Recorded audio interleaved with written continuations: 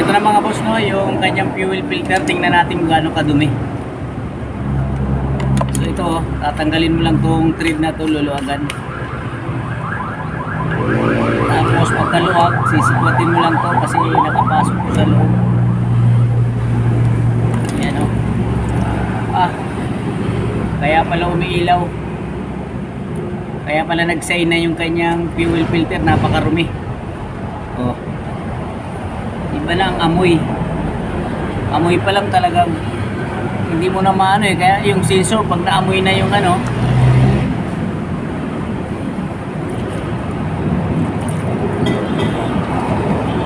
tatak.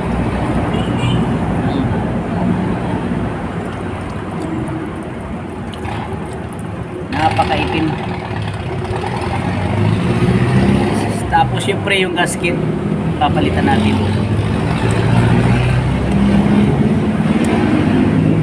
Yan. Tapos mga boss, ipapalit natin ito. Toyota brand, di ba? Ayos. Nilipag lang natin yung cellphone natin ano, sa may map para makita, ma-videos natin. Ayan o, bagong bago. Toyota brand yan mga idol. Ang palit nito mga boss kahit na ano, kasi mura lang naman, every change oil 10,000 kilometers. Pwede nyo palitan yung ano, kasi dumihin talaga ang fuel filter ni Hiace. Ito yung bagong gasket, no? Lalagay na natin.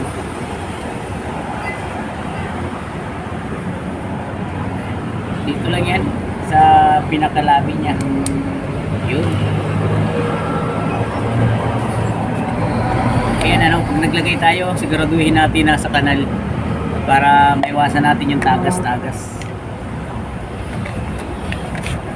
Tapos papakita ko sa inyo no, yung ayan, yung kanyang guide.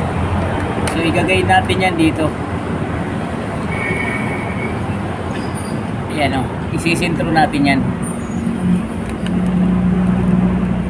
Siyempre bago natin isintro, lagay muna natin to fuel filter nya, tapos yung guide.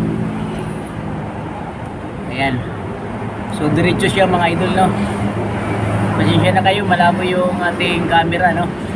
So ito, sundan nyo na lang yan. Ayan no, diretso